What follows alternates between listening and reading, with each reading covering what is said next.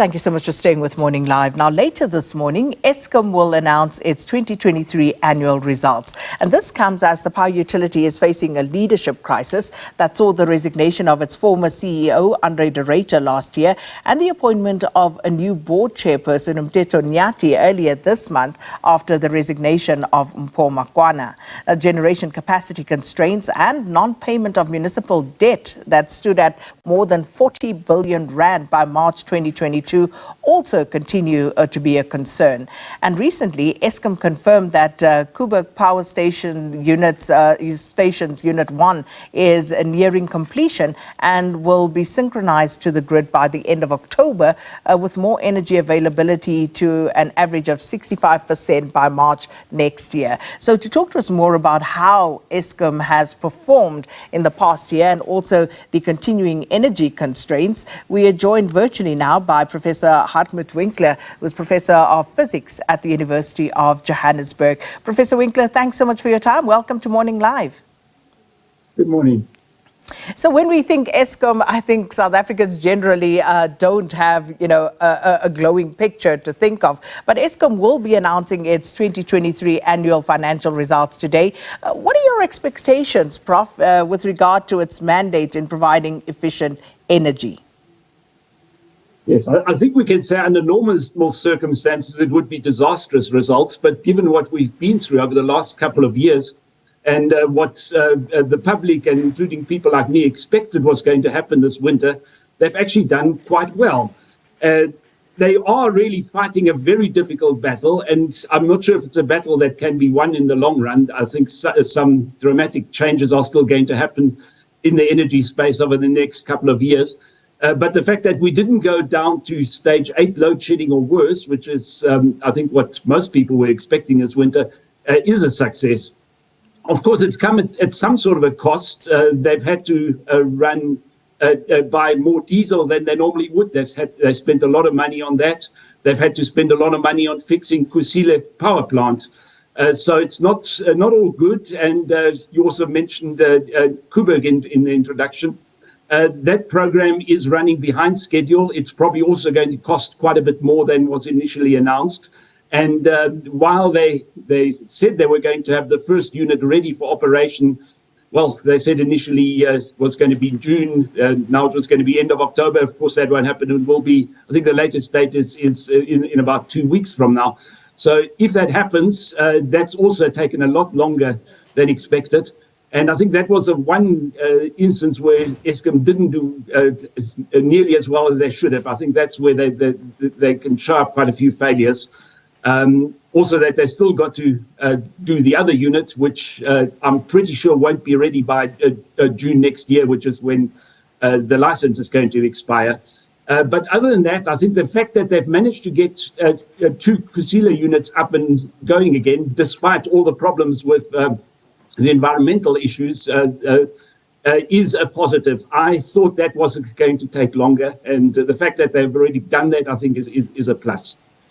Now, Prof, it's very interesting that, we are, of course, celebrating these little gains, but are we keeping sufficiently BDI on Eskom's expenditure? Because, there are so many moving parts. You talk about the delay in return of units and how Eskom then has to make alternative plans to keep the lights on. And they've also received 31.7 billion rand equity support from government during the 2022 period. You look at the utility and it continues to struggle with generation capacity constraints. How do we keep track of all the money that is being spent by Eskom? Yes, well, they haven't been forthright in telling us exactly how much, what some of the costs were going to be. With Koeberg, all we know is a figure that was mentioned over 10 years ago, namely 21 billion to do the life extension exercise. Now, given inflation and given that these operations have taken much, much longer to finish, we can be pretty sure that it's going to be at least double that. As far as Kusile is concerned, given that they were also under intense pressure to get the job done as quickly as possible, I'm sure that would have cost quite a lot as well. So I'm expecting that Eskom is again going to have spent more money than most people would have wanted. And I'm not sure if that's somehow already linked to, in government circles, say now talking a lot about cutting costs and that. And Eskom, whether we like it or not, is linked in with government. After all, government is giving them the loan, is underwriting some of their debts. So it's going to hit us as well. The counter argument, of course, is that if Eskom is allowed to collapse, then it's going to be much more expensive for us in the long run. So yes, money is needed now to fix what one can or what's sensible to fix. But I think ultimately what the country really needs is a more medium-term and long-term planning. And that's where we're behind with the electricity plan, which was supposed to have been announced earlier this year and latest again sometime in September. That didn't happen. We need to know exactly where the country is going to go to, because that's the only way you can really make financial projections as well. And that's the only way you can decide whether certain options are financially feasible or not. Like questions, does one build a new nuclear power station? Does one invest in gas? How much are renewables likely to cost in the long term? These are the sort of questions which are going to be important. And that's really what one needs to be focusing on at the moment. And I'm glad you raised that, Prof, because I think we almost so excited just to have the lights on that perhaps we're not looking closely at all of these moving parts.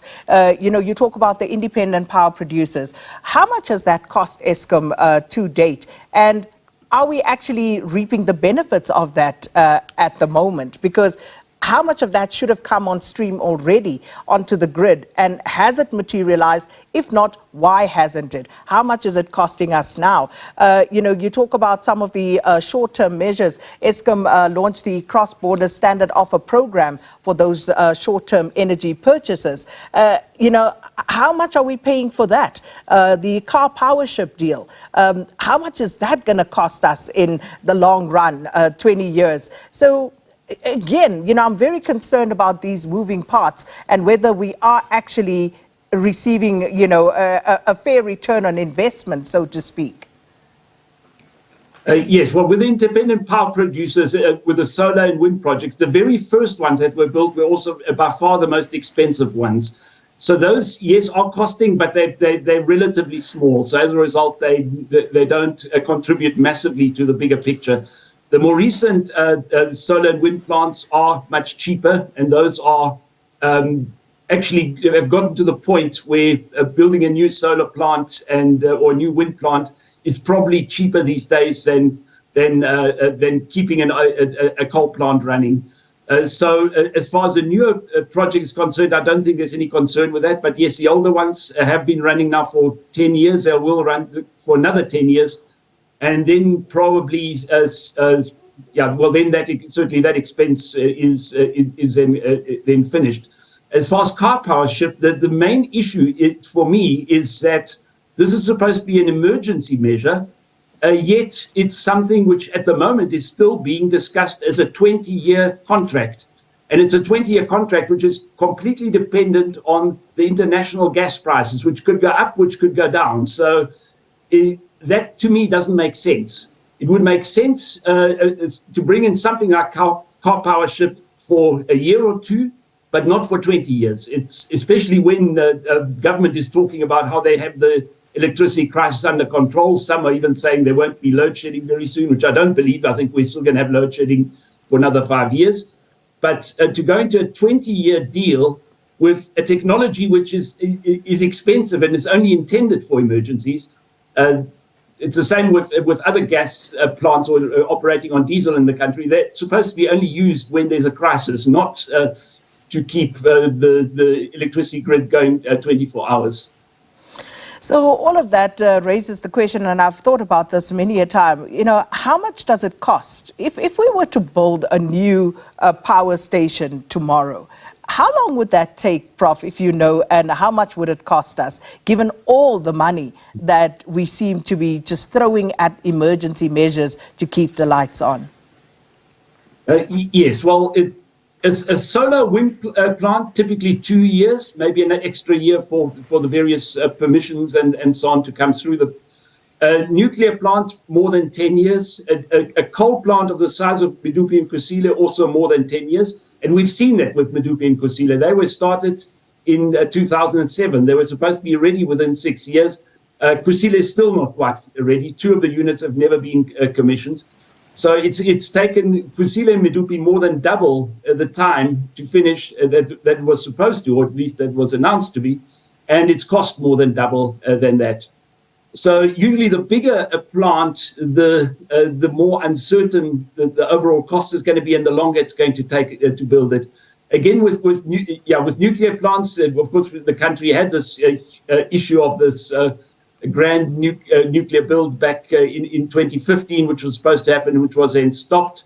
That again, people have argued about the cost of that, but in my estimate, would have been the total tax collection for an entire year for the entire country. That's more or less what it would have cost.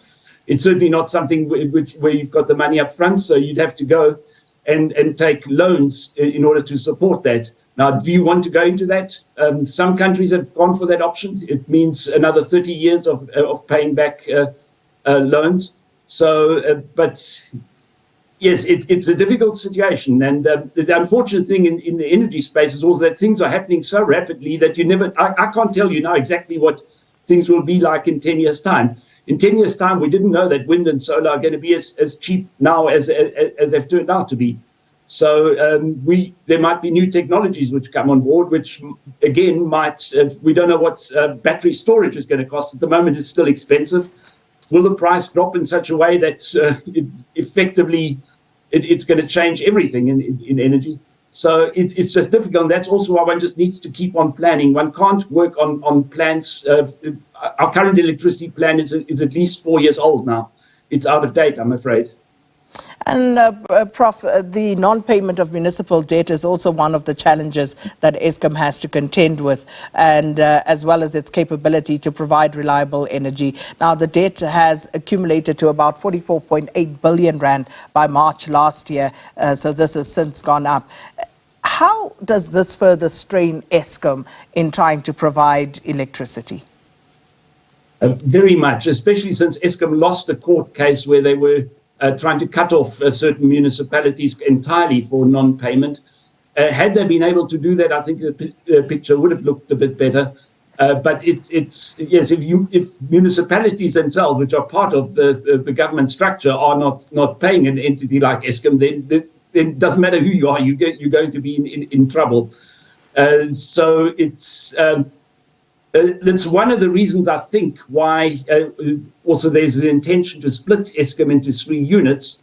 The generation unit, which looks after the power station, the transmission unit, which looks after the power lines.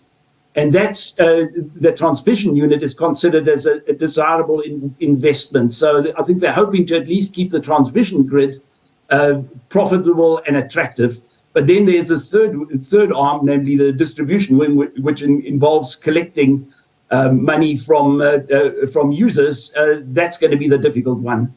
And but at least if one doesn't burden the entire Eskom with this problematic aspect, I think then at least if the transmission is safe and if generation is disconnected from this.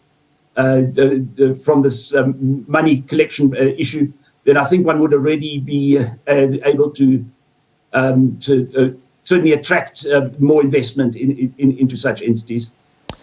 Professor Hartmut Winkler, thanks so much for your time. Professor of Physics at the University of Johannesburg, talking to us about Eskom. And Eskom will, of course, be announcing its 2023 annual results today.